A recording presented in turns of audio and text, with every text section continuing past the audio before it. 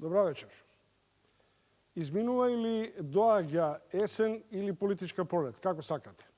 СДСМ во Скопје го заврши политичкото лето во есенски дождливи денови.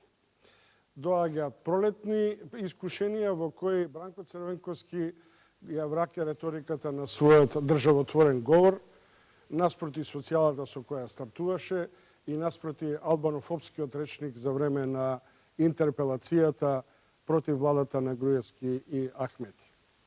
И што имаме? Ништо посебно и ништо изненадувачки. Се е речиси истоветно. Во Македонија непријателите се сојузници, сојузниците стануваат пријатели. Така функционираат македонските коалиции. Токму во моментот кога помислив дека конечно, после 20 години сувереност, дека е возможна и техничка, меѓукоалицијска и предизборна коалиција и соработка, ДПА ја откажа конекцијата со СДСМ. И се разбира, не можете да му верувате ниту на премиерот Груевски.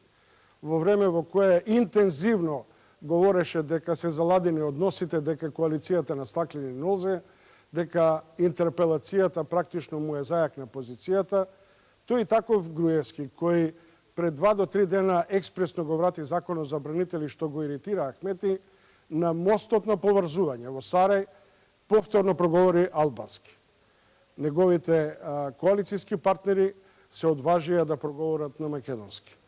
Тој јазичен консенсус како да ја враќа до вербата дека тврдата коалиција Ахмети и Груевски не е само, како што би рекла опозицијата, тендерска. Но што не очекува? Дали би се кладеле дека би можеле да бидат истовремено и воредни парламентарни избори?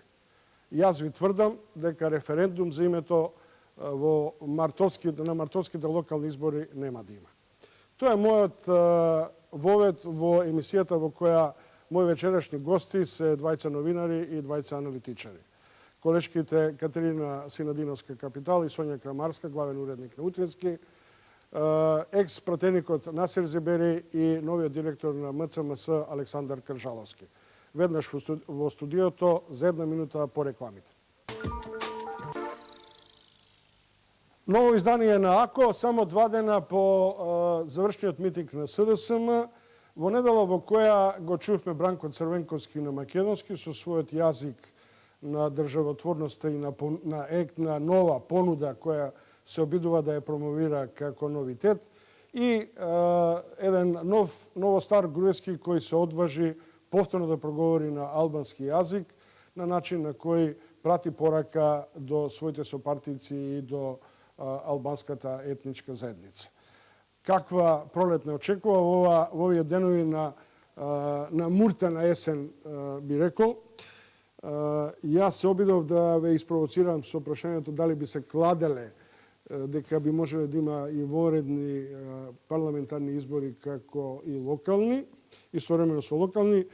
И тоа е прво прашање за Сонја Крамарска Утрински, која е учесник во емисијата, заедно со Катерина Синадиновска Капитал, Насер Зебери, екс-пратеник, и Александар Кржаловски, директор на МЦМС. Крамарска, ќе има ли воредни парламентарни избори? Првин, добро вечер и благодарам за поканата. Ако треба да се кладам, јас се кладам дека нема да има во март воредни парламентарни избори, затоа што ќе биде тешко од аспект на технологија да се организира, да се подготват листи и така натаму. Сакам да кажам дека еден демократски институт воредни парламентарни избори во Македонија се злоупотребува и тоа брутално. Во последно време станува и безобразно тоа барање на воредни парламентарни избори. Има процедура кога се прават избори, има процедура кога се прават воредни парламентарни избори и мислам дека тоа што сега се прави се обични шпекулации кои што нема да донесат ништо добро на државата. Уште една колешка, нова дама, Катерина, каква е твојата оценка за настапот на државникот Црвенковски? Интересно прашање. Вака, Бранко Црвенковски, последниот говор во неделата на площадот, може да се каже дека отвори неколку суштински дилеми или прашања. Бранко Црвенковски за прв пат во последниот период зборуваше за некои проблеми за кои што другите политичари не се осмелиле јавно да проговорат. Ветувањата кои што тој ги кажа во неделата, мислам дека поминаа многу незабележително во јавноста. Тој кажа, меѓу другото, ако добро го запомнивте тој момент, дека неговата влада, доколку некогаш повторно направи влада, нема да дава плати на јавната администрација, на директорите, на претениците, на сите државни функционери, се додека не се врати последниот денар долг на државата кон стопанството. Ова е едно големо ветување за кој што заслужува дебата. Меѓу другото кажа дека ако државата доцни со обврските кои што ги има парични кон компаниите, ќе плаќа камати. Кажа дека неговата влада, доколку ја прави, нема да дава пари за реклами во медиумите. Кажа дека субвенциите ќе се даваат, ќе има повеќе пари за субвенции, меѓутоа ќе се внимава начинот на кој што тие се распределуваат. Кажа дека главната идеја околу субвенциите ќе биде во процесот на формирање на откупните цени.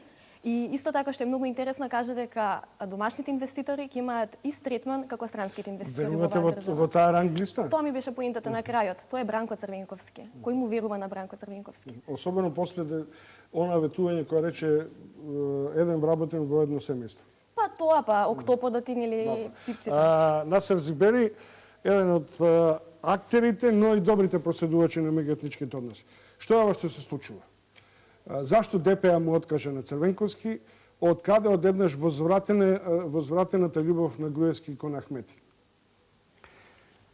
Добра вечер уште еднаш и од моја страна.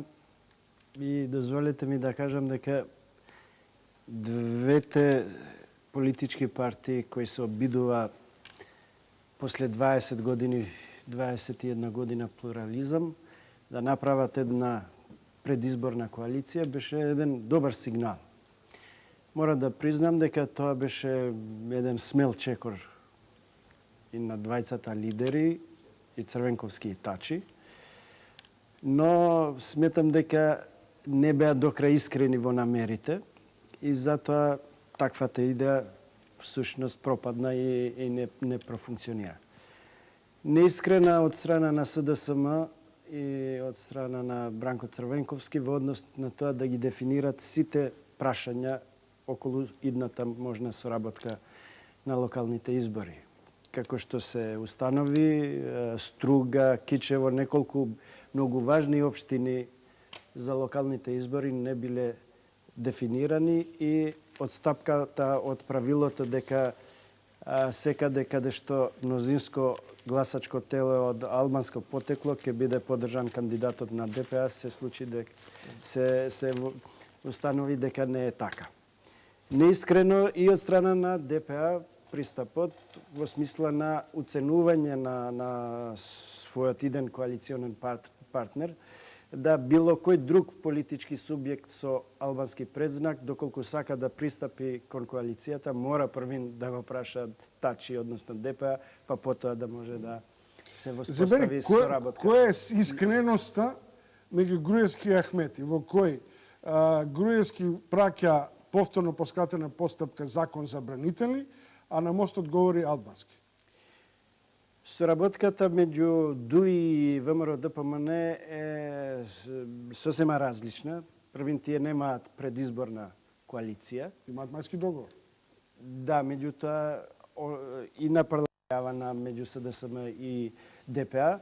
И второ, тие соработуваат на ниво на влада. Тој бенефит што го носи власта со себе ги принудува на индиректен начин политичките актери да седнуваат, често пати да попримаат жестоки удари од другиот коалиционен партнер и заради повисоките интереси да продолжуваат и понатака да соработуваат. Да му даваме шанса, филозофија на соработката меѓу ДУИ. Добро, за меѓукоалицијската соработка во вториот дел од емисијата да завршам со представувањето на тезите и на моите соговорници. Александар Каржаловски, направивте анализа врз основа на анкета, невообичаени податоци што се однесува до законот за бранители.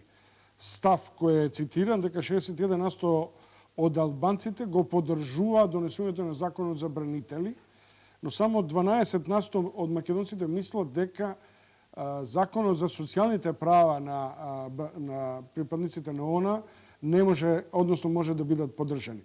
Таа дисхармонија е реалитет на политичката волја на лидерите и на нивното калкуланство?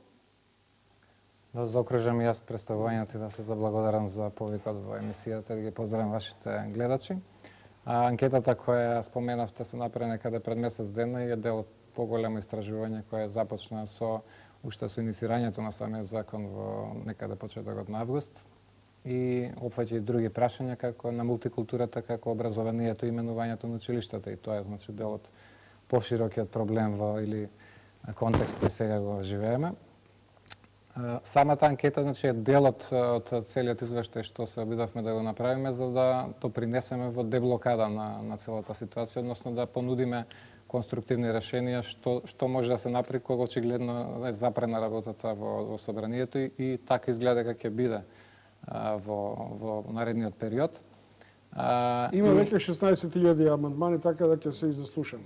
Да, веројатно ќе треба да изборите колку ќе трае целата таа постапка. Она што со анкетата беше само да видиме што е јавното мислење. Јас мислам дека сепак е наопаку дека политичарите ги следат анкетите и рейтинзите, не само за како стојат нивните партии, туку и на други прашања. Мислам дека тоа е добро, дека да се слуша барем на тој начин. Ако ја добро ве цитирам од Нова Македонија, од Изија Кржаловски, МЦМС препорачува, што е невообичаено, после анкета да излегувате со препорака, но препораката е индикативна. Да се донесе закон за бранители, а за правата на припадниците на ООН да се решават со посебни закони, што е практично блиску до концептот на Груевски. Фактички, препораката не се базира на анкетата, туку на анализа на меѓународните практики. Најмногу, особено Обединетите нации, бидејќи има 700 страници напишано од 30 годишно искуство на Обединетите нации во сите конфликти и се уште нема резолуција да биде обврзувачка како тоа треба да се прави, бидејќи тие велат секој конфликт е специфичен. Меѓутоа е јасно дека треба да има сеопфатен пристап, значи сите учесници во конфликтот некако да бидат третирани или третирани да се земе предвид кои се нивните потреби. Не може да се изедначат учесниците од едната и од другата страна и во таа смисла сметаме дека не треба со законско решение да биде третирано прашањето на припадниците на ООН. Меѓутоа и пошто има и поддршка и во јавноста за донесување на законот, тој сам по себе не е спорен и дуи исто така не е гласал, меѓутоа никогаш не го блокирал 4 претходни пати. Меѓутоа мора да има програма за ресоциализација која ќе ги опфати и потребите или прашањата кои се важни за албанците. 90% сметат дека треба некако да се даде поддршка. Добро, и ова прашање е составен дел од арсеналот на дебатата. Мои вечерашни гости Зибери, Кржаловски, Крамарска и Синадиновска.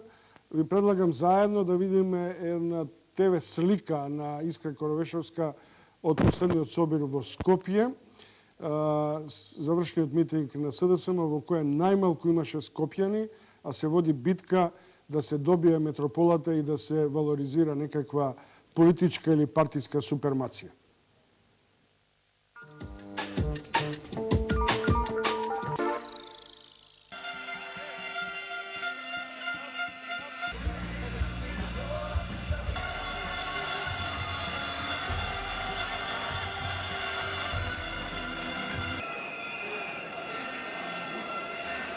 И леви и десни, околу фонтаната и спомениците на Скопје 2014, обединети за Македонија. Но дали е можно заедничко владење на идеолошките ривали Црвенковски и Ѓоргиевски? Не верувам. Не мора да значи дека мора да бидат најдобри пријатели, нели? Ако се работи за едината Македонија, треба сите да бидеме пријатели. Не да верувам, него едно се одинува да ја струшат ова сегашна влада. Не. Не. Не. Не знам сега што имат договорено. Пријателството е изнудено, но потребата е неопходна. Мора да победи. СДСМ. Бедничка. Гледам иднина во неја. Овие чувствуваме споменци вака, зошто се овие. Овие се лопови. Да се научат на старите грешки и со верба во подобро утро. Ова власт треба веќе да се оди. Ни треба демократска, просперитетна, слободна Македонија.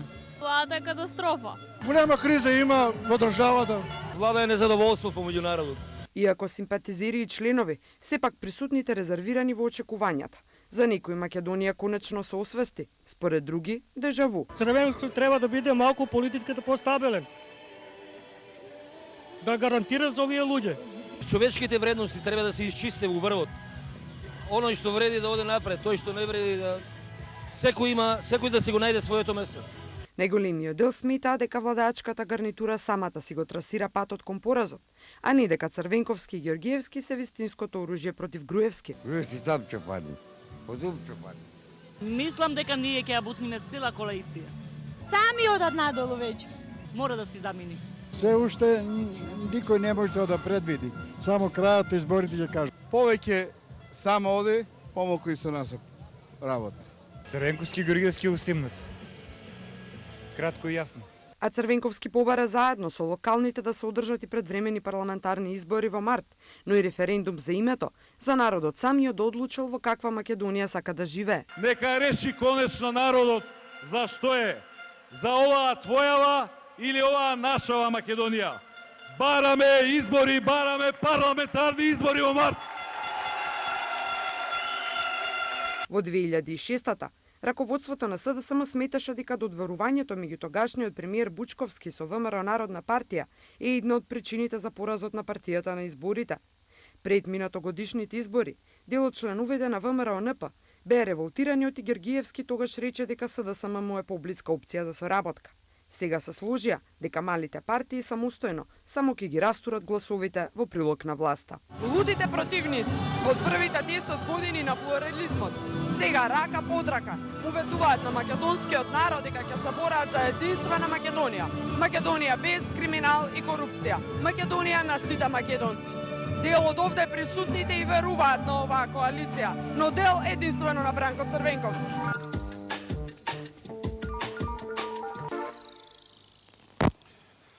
Добро, продолжуваме со дебатата што не чека до пролет.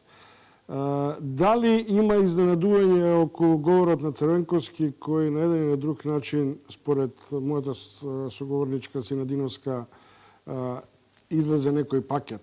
Оно што мене ми е индикативно што Црвенковски се обиде за прв пат да направи една градација во која вели дека цело време Груевски зборува за црна транзиција и криминална приватизација, за тајкуни и олигарси, што припаѓаат на времето на СДСМ, но како ќе го нарече човекот кој само за неколку години изгради најголемата приватна болница, ја купи најголемата медиумска печатници, сите вестници купи земјоделски комбинат, не го спомна, но тоа е очигледно Орце Камчев. Дали на оваков или на поинаков начин може да се толкува димензијата на тоа сите политички структури се криминализирани или се поддржани од криминални структури? Кај едните олигарси и тајкуни, кај другите новите тајкуни. Мислите дали е некое признание дека сите сме исти? Да. На тој начин? Па не знам, не би го толкувала толку така. Повеќе, она што ми е симптоматично е ги видовте и луѓето кои што беа на митингот. Ова се изјави на симпатизери, на членови на СДСМ. Очигледно кај нив постои една резерва во однос на оние ветувања за кои што јас зборував во првото излагање. Кога велам дека кој му верува на Црвенковски, прашањето можеби е кој се уште му верува на Црвенковски. Кога сите тие работи што тој ги кажа, ќе беа кажани од устата на некој друг човек, претпоставувам дека и расположението кај самите граѓани кои што беа присутни таму ќе беше поинаква. Од тука интересна димензија е оваа, еве колегата се занимава со анкети, па можеби подобро може да објасни. Како може лидерот на опозицијата да биде свесен дека на сите анкети мнозинството граѓани велат дека државата оди во погрешен правец. Меѓутоа истите тие граѓани на прашањето дали ќе гласате за СДСМ велат не. Да, опозицијата во оваа држава има полно право да обвинува дека власта владее недемократски во одредени моменти, дека има високо ниво на корупција, дека нема медиуми кои што би биле нивните гласила за да се слуша гласот на опозицијата во јавноста. Тоа е се така, но што прави опозицијата од друга страна? И колку и каде е низината вина во сето тоа? Па што правеле 6 години? Не ги преспале веројатно за да дојде Македонија до ова дереда. Зибери, што е вашата проценка со оглед на тоа дека еден период бевте и коалицијски партнер, го знаете Црвенковски од раната фаза? Дали е ова Црвенковски од раната, средната или досната фаза?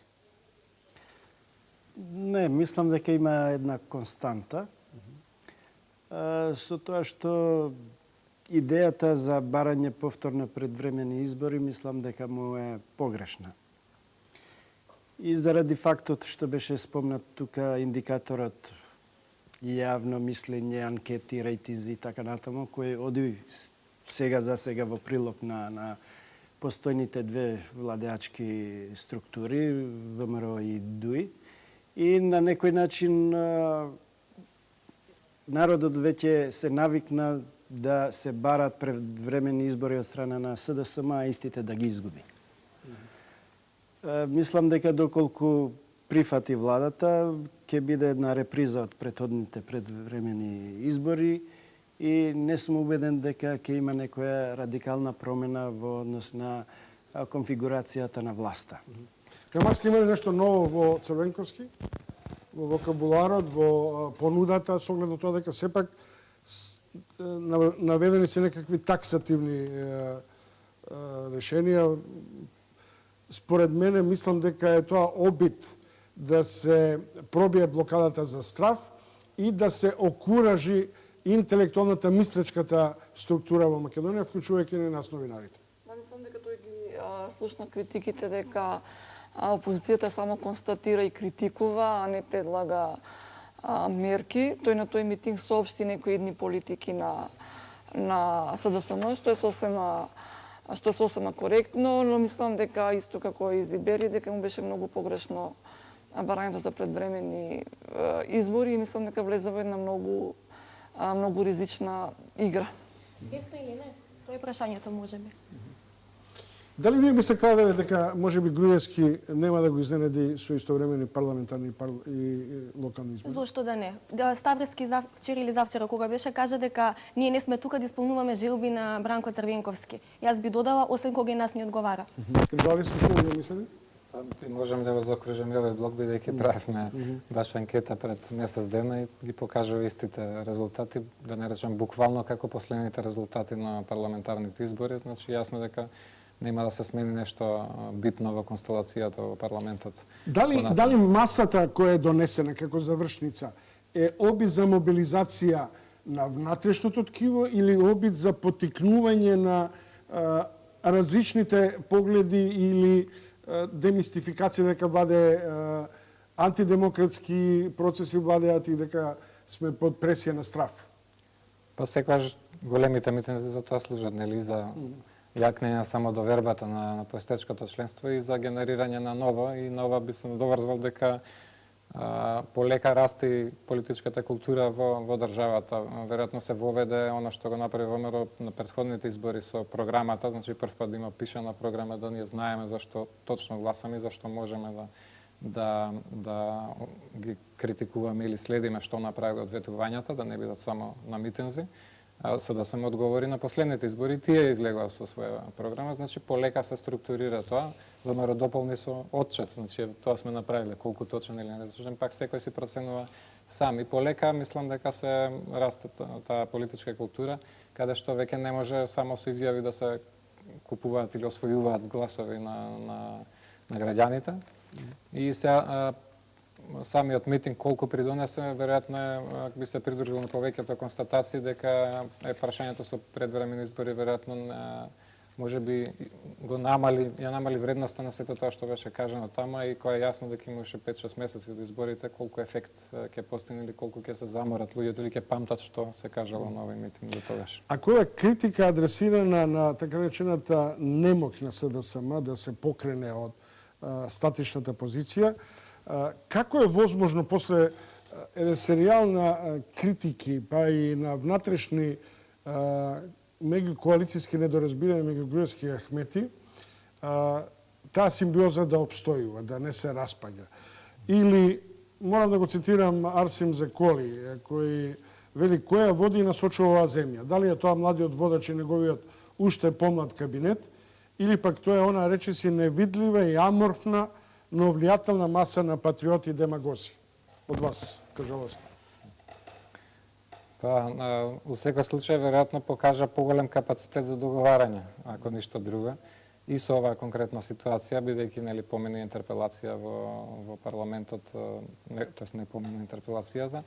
Значи очигледно има, како што каже господин Зибери, врски на по-јасни основи или на подсврсти темели изградена таа коалиција, иако условно речено е неприродна, нели идеолошки гледано, ако ВМРО десница дуи е повеќе на левата страна, барем така, во нивната програма е дизајнирана или со таква настапија и идеолошки гледано. Дека има таква идеолошка матрица на подел на леви и десни. Кај нас, освен патриоти и предавници, сите други социо-идеолошки градации и власт и опозиција, тоа е исто. Добро, наистина тема, Крамарски, мислите дека практично овој млад премиер, млад кабинет, патриотите никој не може да ги сруши, да ги урне. Или како што велат дел од нашиве анкетирани, може да очекуваме сами да паднат.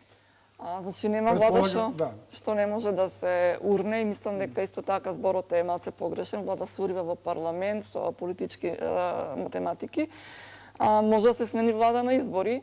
Јас повеќе пати сум кажала дека разврската, значи во тоа сум силно убедена, разврската мора да почне од СДСМ овој пат. Значи, ако таму дојде до смена на лидерската позиција, мислам дека ќе се смени амбиентот во државата и дека многу работи ќе почнат да се одвиваат во прилог на опозицијата. Значи, тоа визави вашата теза, дали можува да се... Ама тоа година дена го зборуваат во јавност, новинари, аналитичари, партици. Нема промена. Напротив, има еден инает сега и по секоја цена да се води СДСМ, што е индикативно, па и нема структура која може да го стигне Црвенковски таму во рейтингот. Па не, мислите внатре, не мислам дека нема структура, значи доволно да се направи некаков гест на отстапување, потоа е работа на партијата и сигурна сум дека има, мислам ќе се најде, не е тоа никаков проблем. Но од таму мора да почне разврска. Уште една теза која е сега, да речем, по кејф на владечката гарнитура. Иако забораваат дека Ахмети и Груевски од лути противници станаа блиски сојузници, сега се забележува како двата поларитета и антиподи на владењето 12 годишно на транзицијата, Црвенковски и Георгиевски се споија. Зошто? Па ако ми се обративте мене, да. Зошто? Зошто интересот им е заеднички. Значи, како да се дојде до победа, како да се освои власта. И флоскулите од типот дека сега е моментот за спас на државата и така натаму се веќе видена реторика. Заедничка нишка на Георгиевски и Црвенковски е тоа, значи како да се победи на изборите. Дали на таква комбинација електоратот ќе верува, тоа е прашање кое треба да се потврди на изборите. Од досегашните сондажи на јавното мнение има една одредена доза на скепса, имајќи го во предвид минатото на двајцата љути противници, како што велат меѓу граѓаните. Но ништо не е чудно во политиката и се е можно. Интересот е постојан. Структурите, платформите се менливи. Значи, интересот им е заеднички како да се победи Груевски, како да се добијат изборите. Крамарска и Силадиновска, ако е ова тендерска коалиција, нели, Ахмети и Груевски, тогаш изгледа логично сојузувањето меѓу Георгиевски и Црвенковски, кој наместо периодот на меѓусебното преиспитување кој што криминализирал и колку учествувал, изгледа де факто се амнестира за да дојдат до сојузништво. Не е тендерска коалиција, тоа е политичка коалиција, како што е политичка коалиција меѓу Црвенковски и Георгиевски, која што е доживеана сензационално во јавноста поради нивниот голем анимозитет. Но да не заборавиме какви препукувања имаше меѓу ВМРО, ДПМН и ДУИ пред да стапат во коалиција. Така што според мене таа коалиција е своевидна сензација без оглед што долго трае и ние тоа го прифативме. Така што мислам дека има политички интереси. СДСМ има проблем затоа што Георгиевски се придружува кон една социјалдемократска опција, а истовремено дават интервју во јавноста, се фалат со одмори, не знам, во Јапонија, во Кореја и така натаму, во услови кога неговиот, условно речено, голем коалицијски партнер зборува за сиромаштија и криза. И мислам дека тоа лошо ќе се одрази, значи, на оваа коалиција, но претпоставувам дека целта на таа коалиција е повеќе да се портретира политичкиот противник, мислам на Груевски, дека ети неговите соработници, луѓето кои што го поставија на тоа место, сега му вртат грб, значи нешто лошо се случува. Мислам дека во тој домен е повеќе коалицијата, отколку да донесе некакви политички гласови. Не мислам дека ВМРО Народна партија има политичка сила на теренот, која што ќе помогне СДСМ да го надомести кусокот на гласови што се случи на претходните избори. И ако не ми изгледаат логично, но има еден став дека Георгиевскиот тројанскиот коњ на ВМРО ДПМН е во коалицијата на Црвенковски. Па, не се согласувам со такви заговорски идеи. Мислам дека они, како што реков, Црвенковски сакал да го изнервира, може би Груевски, да рече, еве ти го зевав човекот што те создаде. Или мислите дека може да игра на картата дека екс-премиерот има некој документ за Груевски во джебот? Мислите на Георгиевски? Да. Пак ќе речем, не верувам во такви заговори. Работите се многу поедноставни отколку нам што ни се. Добро, Синадиневска? Јас повторно би го проблематизирала тука персоналниот избор на двајцата лидери кои што сега коалицираат, Црвенковски и Георгиевски, мислам. Не гледам проблем доколку две партии во даден момент од нели кризата е толкава, таа демократска политичка криза во општеството е толку голема што ќе ги натера и политичките неистомисленици да се обединат околу дадени клучни моменти, интереси во дадениот момент. Но персоналниот идентитет на двајцата е она што е спорно. И тоа што влева недоверба. Знаете како велат, добар говорник е оној кој што ќе каже нешто што е 100 пати кажано, а ќе звучи како да е кажано прв пат. Кај нив двајцата веќе е дежаву се. Кај Груевски исто така се е дежаву, затоа што 7 година е на власт. Тоа што на Македонија и треба во моментов е Црвенковски, Георгиевски, затоа што се согласувам со Крамарска дека овој пат од опозицијата ќе мора да тргнат работите понатаму. Георгиевски и Црвенковски да сватат дека е време да се повлечат. Добро, влегуваме во шемата во која Груевски ја наметнува, а тоа е дека е сигурен дека Црвенковски е немоќен да го смени и суверено владе. Не се согласувам со тоа. Јас мислам дека токму напротив, на Груевски најмногу му одговара во овој момент Црвенковски да биде таму каде што. И Груевски тој кој што него постојано го одржува актуелен. Па видете ги сите секојдневни пресконференции на Пичеклиски, мислам, Црвенковски е актуелен токму заради нив. Најмногу. Ќе се послужам со еден колумнистички пристап на Дауд Давути. Во историјата на политичките договарања останува забележано како македонските партии се тие што не држат до своите подписи, до своите понудени платформи кога се работи за меѓуетничките релации. И во однос на Мајскиот договор, и во однос на ДПА, СДСМ и така натаму. Што е вашиот став со оглед на анкетиве и сондажите, може ли да се извлече некоја конклузија? Може да се тврди, веројатно, дали е така. Веројатно на секој случај треба да се провери, а и да се проверат двете страни, како обично. И веројатно ова што се случува е некоја таков кршлус во релациите и договарањата со Закон за бранителите пред тоа се случува во Слупчане, некој излегување од она што се подразбирало или вистина било договорено, па било прекршено на еден или на друг начин. Пак би рекол, не би бил ригиден да директно се класифицира дека секојаш едните или другите ги прекршиле договорите. На крајот на крајите, затоа се изборите после тоа и оценката на граѓаните кој одлучува, кој изгреши. Добро, јас сега ви предлагам заедно да видим уште еден преглед што го подготви Димеска, а е посветен на тоа ако се обединуваат Груевски и Ахмети, зашто Црвенковски не се обидува да се ги врати во јатото дисидентите од партијата, што мисли Тито Петковски кој во оваа коалиција ги има линковите и со Груевски и со Црвенковски и сега со Георгиевски.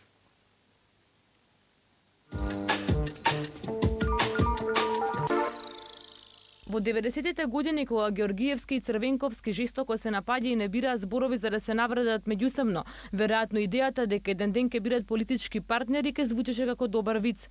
Сега двајцата символи на политичката нетрпеливост од раната фаза на демократијата заедно сакаат да го поберат Груевски, поранишниот соработник на Георгиевски.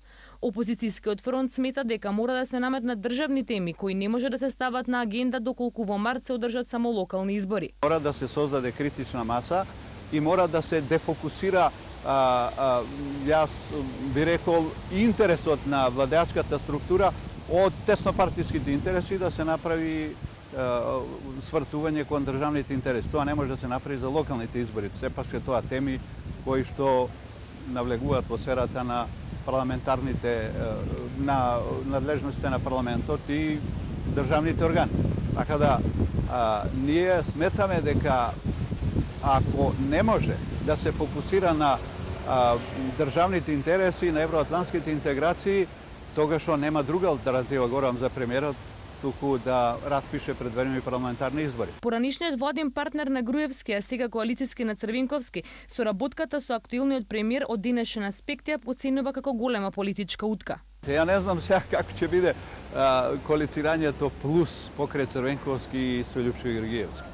Но ако веќе влегуваме во една коалиција, знам дека секој од нас мора да се откаже по нешто од своите од партиските максимални очекувања, од идеолошкиот аспект да се подредат сите тие поединечни барања на политичките партии на заедничкиот интерес да успее коалицијата. Еден од истакнатите партиски кадри на социјалдемократите Есат Рахич пак се уште останува надвор од партиските структури.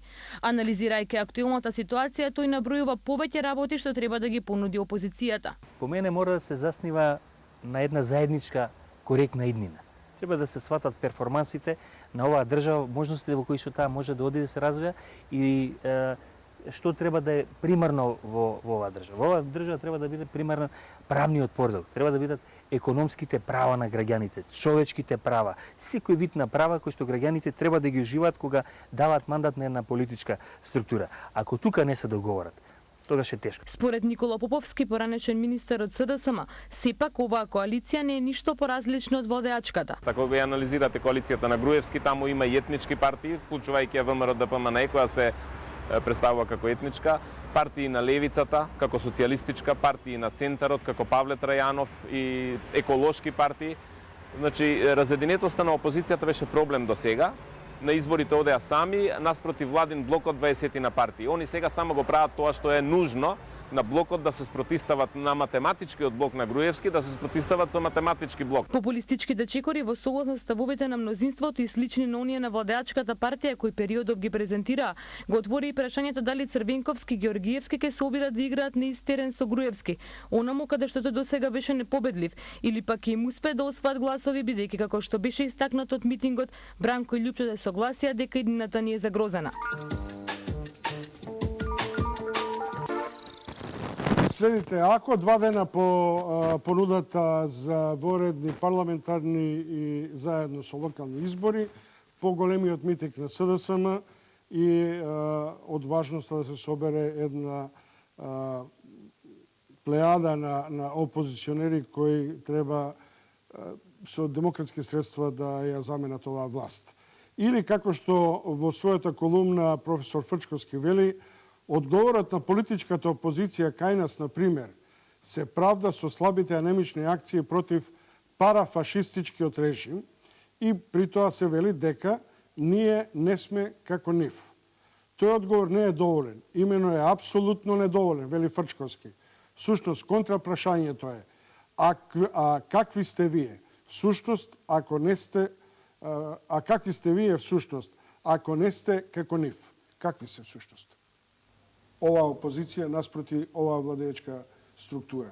Ако е таа парафашистичка, дали ова парадемократска опозицијата? Зибери? Мислам дека е прејака квалификацијата на професорот.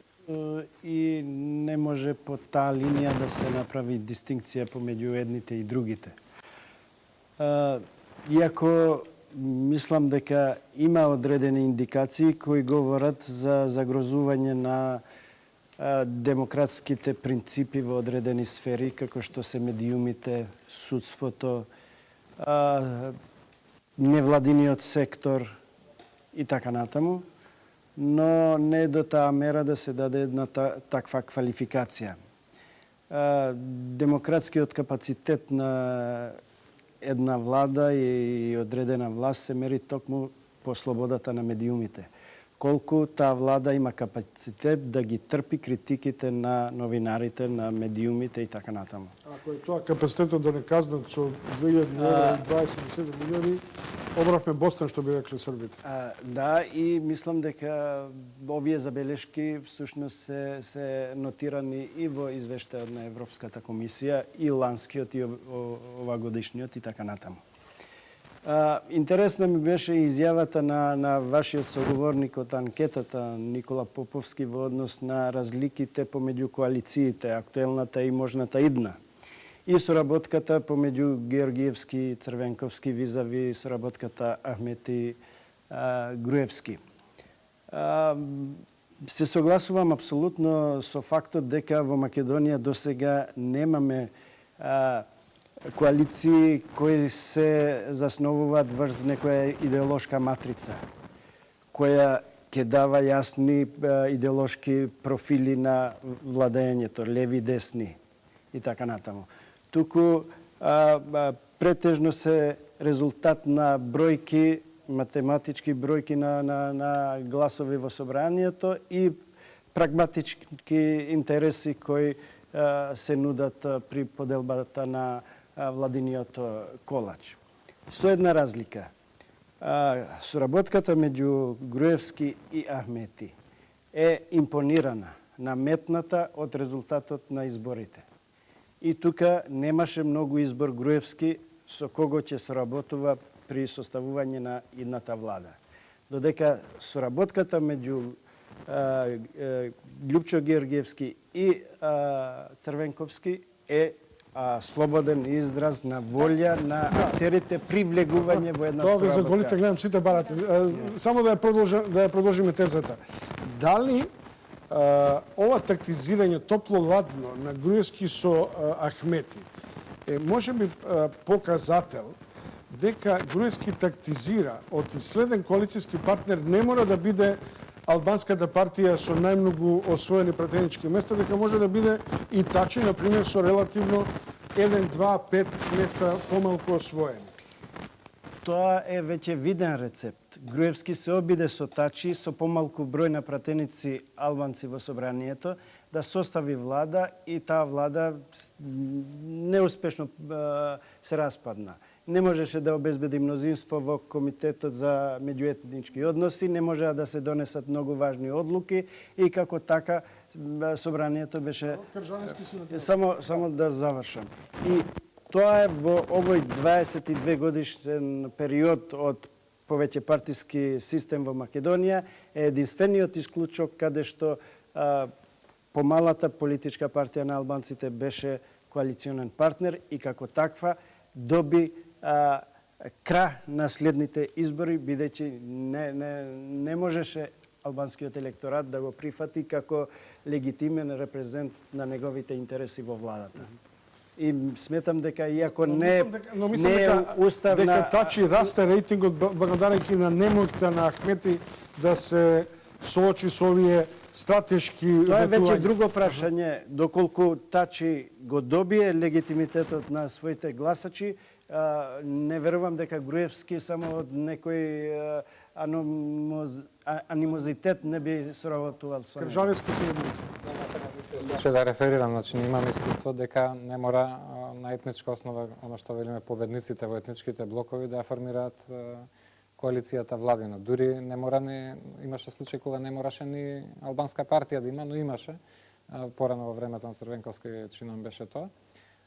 И мислам дека во тој период се уште не беше зряно нашето општество и уште не е да излеземе од етничките граници и да се формираат партии на идеолошки основи, оно што го спомнав у првиот одговор. Значи, таа беше поприродна коалиција ВМРО со ДПА, бидејќи има и претходно искуство, а и двете се на условно речено истиот блок идеолошки, како што СДСМ и ДУИ беа 2000-2006. Заради различните гласања или заради ова што го кажува господин Зиберис, тоа се смени во 2008 и попрагматично беше и за ВМРО да го прифати ДУИ како партнер, иако излегуваше од идеолошката матрица. Меѓутоа, тоа е можеби ултимейт, како би рекле, крајната цел да после веројатно 20 на години од сега, кога етничките прашања нема да бидат толку битни или нема да бидат битни воопшто, полека ќе се, да не речем, интегрираат партиите од исти идеолошки блок, меѓутоа тенденцијата треба да биде тоа. Денеска сум коцкарски расположен, не би се клазал дека после 20 години во Европа етничките прашања нема да бидат доминантни, со оглед на минатата емисија во која почнува еден процес на национал-сепаратистички движења. Синадиновски. Вака јас би кажала дека прво не се согласувам дека Ахмети ја губи моќта, не мислам дека е така. Мислам дека се уште ќе важи онаа теза дека попрво Груевски ќе излезе од оваа власт отколку Ахмети. Ахмети се уште мислам дека е непрекосновен во албанскиот политички блок.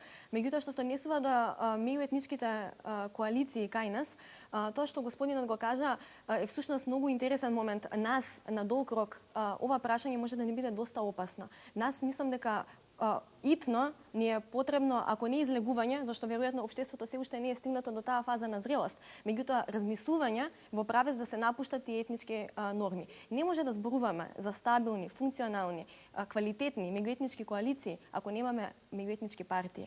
Значи самите партии мора да се меѓуетнички коалиции, мислам, не може да има доколку самите партии немаат етнички диверзитет внатре, за да потоа интегрираат различни етнички интереси во однос на својата програма и платформа. Имаат партиите внатрешен етнички зборувам албанско-македонски, затоа што тоа е сепак, да, албански корпус нема. Завршите со тезата околу тоа. Сакам да прокоментирам малце околу идеолошката близкост помеѓу ВМРО и ДПА и нивното искуство во коалицирање. Да, супер, тие беа идеолошки блиски 2001 година, но на друго место се создаде некоја друга коалиција која што запука на нив, па после мораше, колку што сеќавам, господинот Пендухтачи да се оградува од луѓето во планина, од албанците. Ако сте забележале, значи албанска партија што еднаш изгубила власт, после тешко се враќа на власт. Всушност не се случило тоа до сега да се врати, затоа што албанската политичка мисла тука се гради врз основа на барања за унапредување на нивната положба во државата. Значи секој ново барање нивно носи нов, условно да го речем, квалитет меѓу албанските гласачи и затоа и нова цена на договорот во коалицијата. И затоа тешко може да дојде до враќање назад. Тој како да си отишол во 8 одделение и после треба да се вратиш во 5 одделение. Од тука мислам дека за Демократската партија на албанците, за господин Мендухтачи, не гледам некоја голема политичка иднина, нити пак гледам некоја можности да повторно дојдат во експанзија меѓу албанските гласачи. Пак се вртиме на меѓуетничките односи, на абсурдноста на реакциите,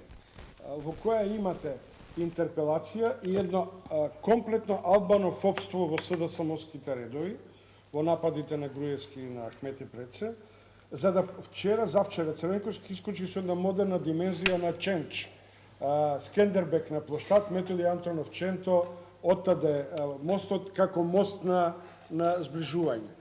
А имате и оваа друга абсурдна теза во која на почетокот ви реков, имате закон за бранители експресно во услови кога на албански јазик. Има ли тука веродостојност на кому, кога и како да му веруваме? Еве, од вас. Мислите во искреноста на настапите? Или се тоа е една демагогија партиско-политичка? Се е демагогија партиско-политичка и се е во настока на доближување до гласачите и во настока на креирање на поголем рейтинг. Ахмети и Груевски, ако ништо друго, покажа дека се велемајстори за тоа. Па зарем некој веќе верува во нивните драми и слично. Оние несогласувања во однос на македонскиот и албанскиот политички лидер во владата, на најголемата политичка партија која што е во владата, секогаш биле актуелни. И секогаш кога сега зборуваме како Груевски и Ахмети се караат меѓу себе, тие го враќаат примерот со Агрон Буџаку, например, на нели и фамозната изјава дека он одговара само пред судот на Али Ахмети партијата, а не на премиерот. Таа поделеност, тие два премиери под наводници условно кажано во државата е тоа што е опасно. Да, Агрон Буџаку кажа нешто такво. И да, Хари Костов потоа си поднесе оставка. Во последнава година, во континуитет, секој месец ние гледаме дека Груевски нема контрола во својата влада, гледаме дека Ахмети има контрола во еден друг дел на државата, на станите кои што се случуваат, и тоа е тоа што загрижува. Значи тоа е нешто кое што не е инцидентно, веќе стана практика. Крамарска? Исто тоа. Па да, не мислам ли дека во Велика Британија може премиерот Девид Камерун да смени министерот на Ник Клег без да се консултира со него, или во Германија Меркел да смени на Вестервеле, кој е сега новиот лидер. Значи тие Добро, ама имате медиуми во Германија кои запна го сменија претседателот на државата. Тоа е друго прашање. Тоа е друго прашање. Вие ние работиме, значи како медиуми некогаш се да се пошегува маца на наша сметка.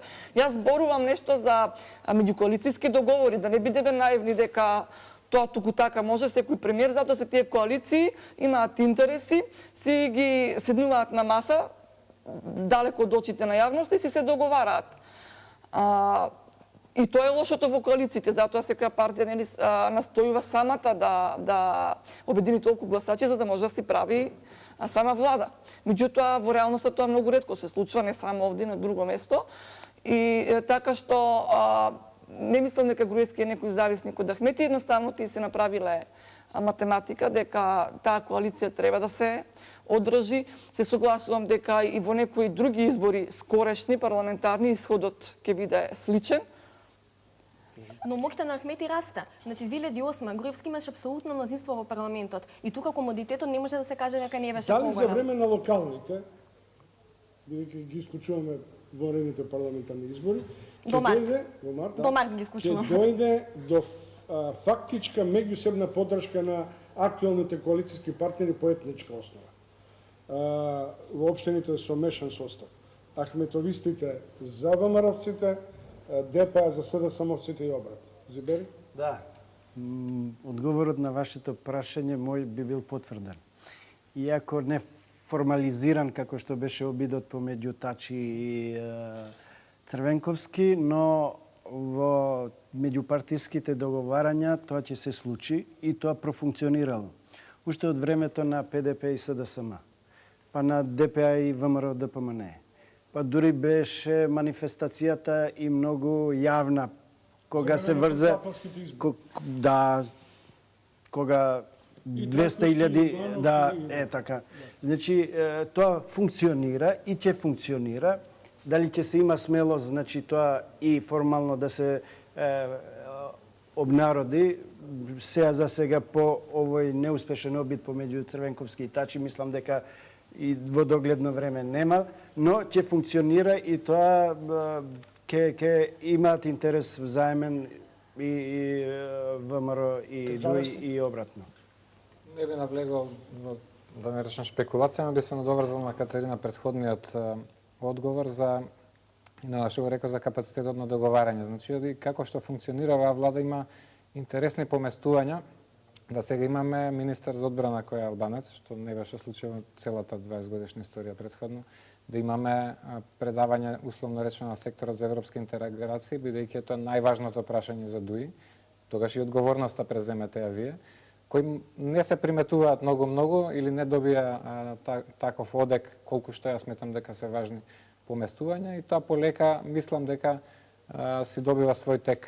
Се уште не сме зреани да ова што беше успешна, мислам, иницијатива да има предизборна коалиција да профункционира, со крајна цел пак ќе речем интеграција на идеја, на идеологиите или на истородноста на партиите, а не на етничкиот бекграунд.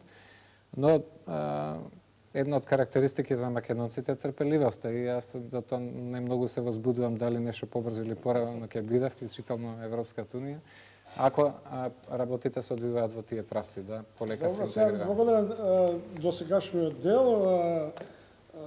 Бидете трпеливи, едно минута време да видите како изгледа Груевски на албански јазик и како изгледаат албанските политичари на македонски, откако нели имавме проблем со помирувањето на Бесими, со химната албанска, со преименувањето на училиштата и на улиците, и еве како тоа изгледаше на еден добар повод пуштањето во употреба на Сарај, на мостот на Сарај.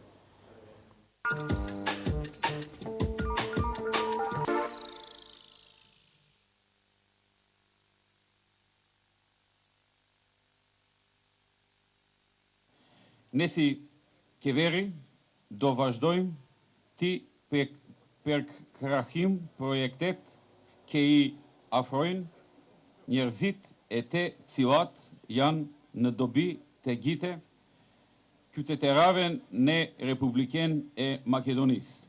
Leteje jetme me fat perurimi i ures sëre per shumë vjetë. Vi благодарам. Ju faleminderit.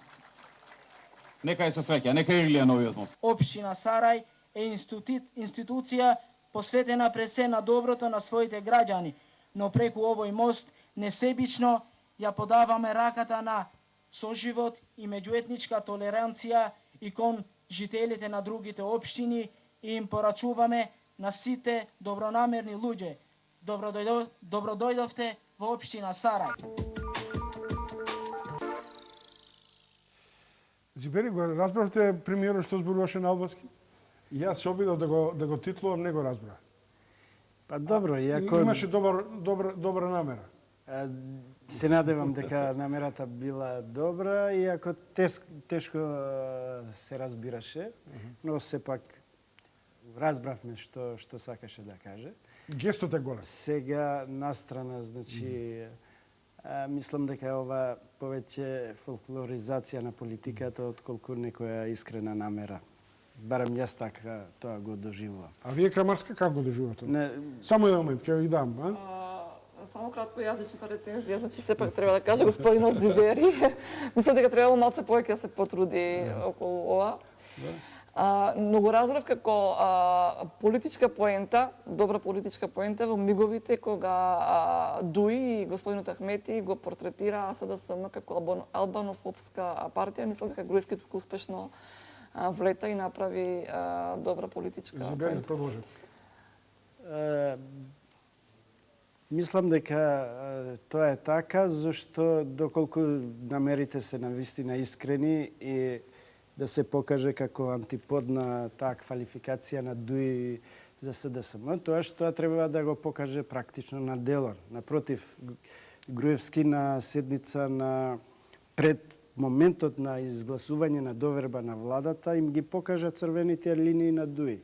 Дека не може да има преименување на училиштата, нема да може да има бисти на луѓе кои не се во програмата на владата, дека не може да има закон за припадниците на бившата ОНА, дека не може ова, дека не може она.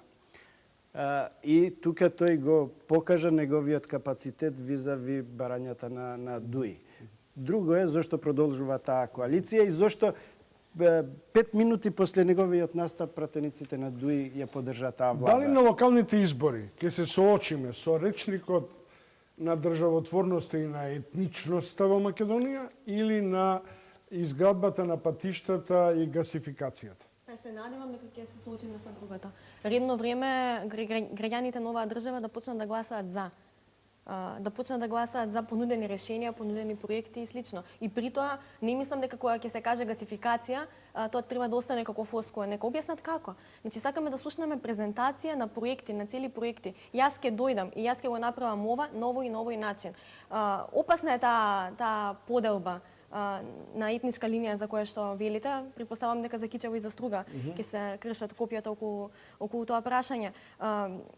На граѓаните им требаат градоначалници со визија. Исто како со премиерите. Значи градоначалниците се премиери на... Има ли логика во која, например, само еден момент, во која се тврди дека македонците ќе се обединат, и тоа СДСМ и ВМРО, да не биде избран градоначалник во Кичево Албанец? За жал има. За жал има, тоа е опасното. Кержалевски на што се должи тоа? Не мора да значи дали ќе се обединат или дали тоа гласно ќе го кажат или како ќе се реагира. На крајот на криштата секој сам ја става... Ама тоа зборува дека етнизација има во политиката, дека нема меѓуграѓанска и меѓужителска доверба. Меѓутоа, пак ќе цитирам едно од нашите истражувања на прашањето дали би поддржале меѓуетнички партии, односно во ВМРО да има албанци, во ДУИ да има македонци, 70% од граѓаните велат да.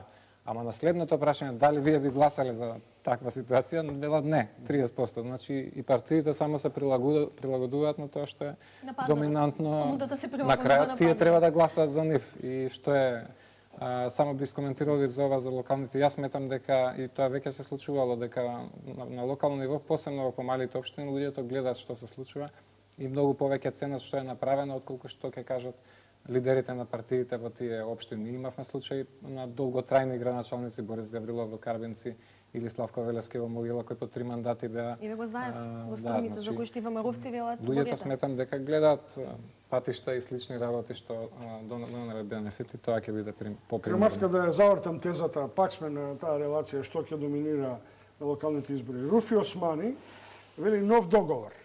Тоа е теза блиску до Тачи едно време, во која вели, тоа ми се бедисува као становиште дека е, можеби е возможно, нов договор за македонците гарантирана унитарност, за албанците статус на државотворен народ.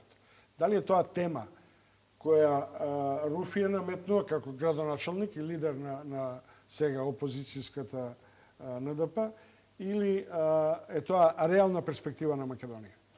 Мислам дека Руфи Османи сака да условно да ја освои, да го освои просторот што го држеше покојниот Арбен Анџафери, кој што важеше за голем интелектуалец меѓу албанците. Мене ми е логично што тој во опозиција поставува радикални барања, значи тоа веќе почнува да се случува и кај македонскиот дел политички, а не па кај албанскиот дел.